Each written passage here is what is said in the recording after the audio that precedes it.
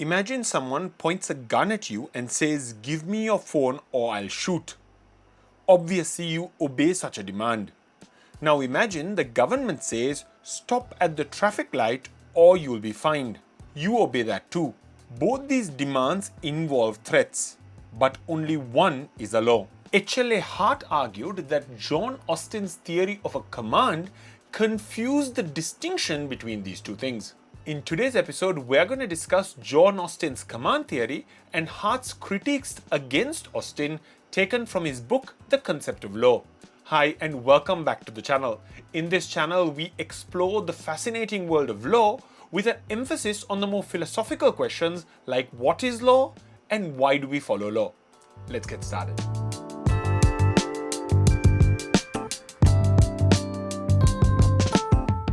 John Austin was a 19th century English legal positivist who developed the command theory of law, defining law as being separate from morality. Austin's command theory recognizes that there are three key elements to a law. Number one, command. A command is an order given by someone with power.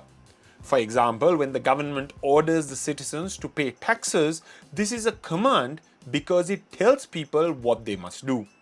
Number two, sanction. A sanction is a punishment which is imposed if the command is disobeyed. For example, if you don't pay your taxes, you will get fined. Austin believes that it is this added element of a punishment that makes a decree by someone with power a law. Number three, sovereign. The sovereign is the person or body that the people habitually obey and that does not habitually obey anyone else. For instance, Austin would say Parliament is sovereign because citizens regularly obey the laws passed by them. So Austin's formula for law is simple. Law equals a command made by a sovereign backed by sanctions. Now, if you're interested in learning a little bit more about Austin's theory, you can check out my video on it. A link for it should be popping out up here or in the description below. H.L.A. Hart argued that Austin's theory failed to explain how the law really works.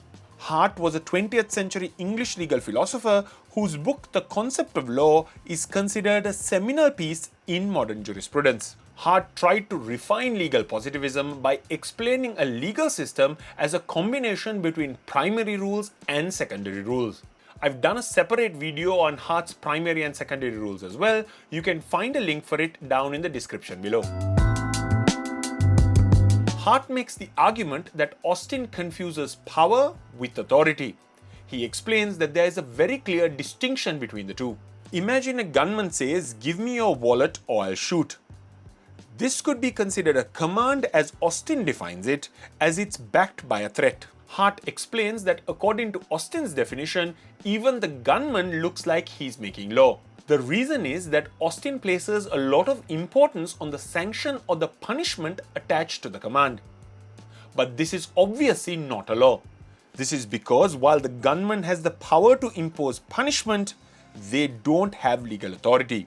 Now compare this gunman situation with a government which says pay your taxes or face penalties. This is also a command backed by sanctions, but this is a law. Now, what makes this situation different from that of the gunman? Here, the government has the authority to make commands for the people, which is recognized by the society at large. Hart explains that a law becomes valid and is followed by the people not just because of fear of punishment, but because the officials and the citizens accept such rules as legitimate. Hart believes that Austin's theory cannot explain this legitimacy.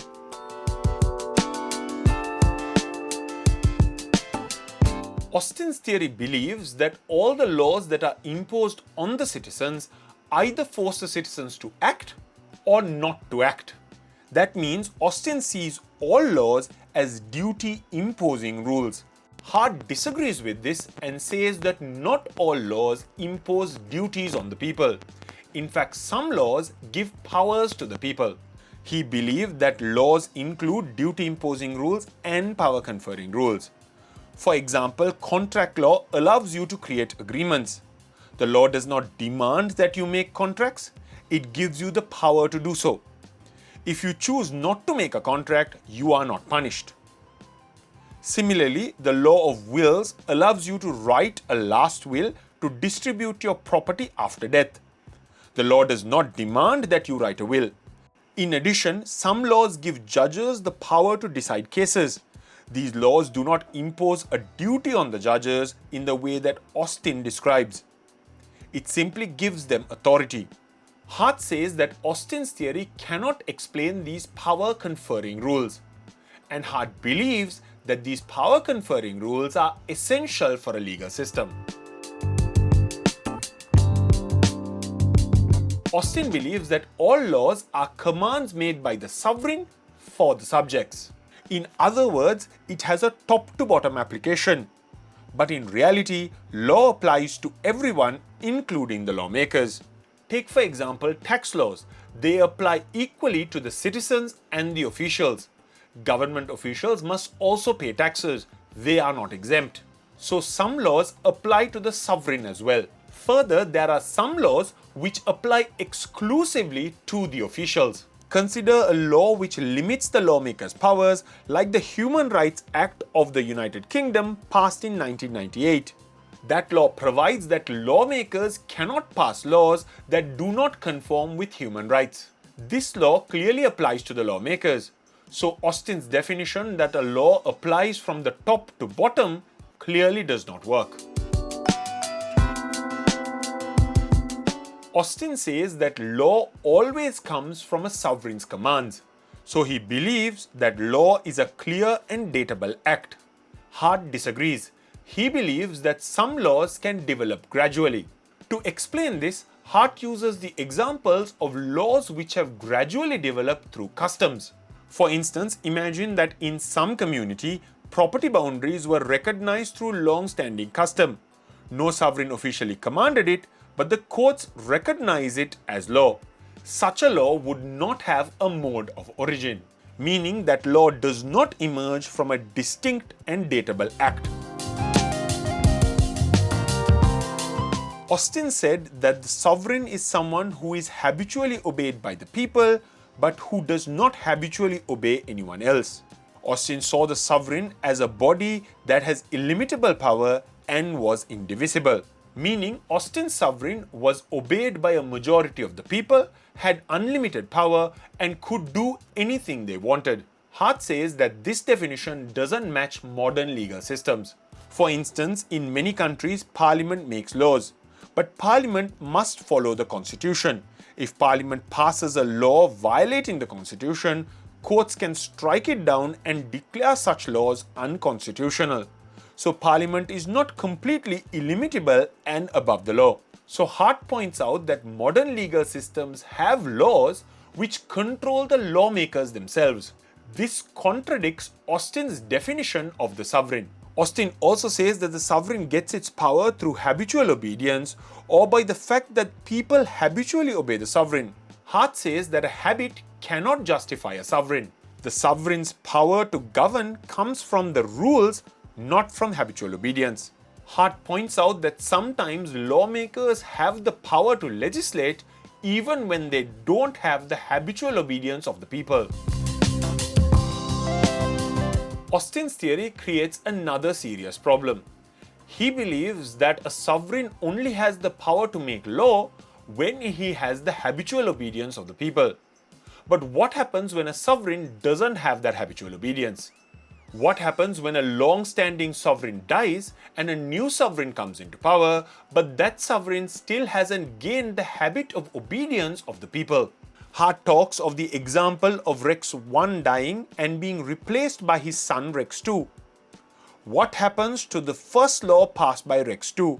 Rex II hasn't had enough time to gain the habitual obedience of the people.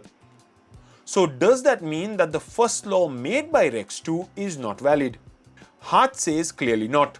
The first law passed by Rex II is valid despite him not having obedience as a matter of habit. Hart believes this to be a key flaw in Austin's definition. Austin also believes that a law's validity is tied to the sovereign who commanded it, but most laws outlive the sovereign who created it. Hart uses the example of the Witchcraft Act, which was used in 1944 long after the sovereign who created it was dead and the habitual obedience towards them had stopped.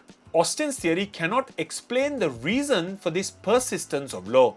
Hart explains that the reason for this is the existence of a rule which says that once a law is passed, it remains valid until it is repealed. This clearly shows another flaw in Austin's definition of the sovereign and the command. Having criticized Austin's theory, Hart goes on to explain that a legal system is a system of rules and not commands. He explains that a modern legal system contains a combination of two types of rules, primary and secondary rules. Like I mentioned earlier, if you're interested in learning more about Hart's primary rules and secondary rules, you can check out my video on it. A link to it should be in the description below. No one would disagree that Austin made an important contribution to legal philosophy, especially Hart. He considers Austin's definition to be one of the clearest definitions of law. But Hart also believes that definitions of law, by their very nature, are flawed. So in the concept of law, he shows some of the criticisms that exist in the best of definitions, aka Austin's theory of law. This is also why Hart chose not to define law in the concept of law. Instead, he chooses to describe what a legal system is. I've also written a book on jurisprudence which covers all the main theories of law, including those of Austin and Hart. You can check it out by clicking on the links in the description below. Anyway, that's it for this episode. I'll see you in the next one. Take care. Bye.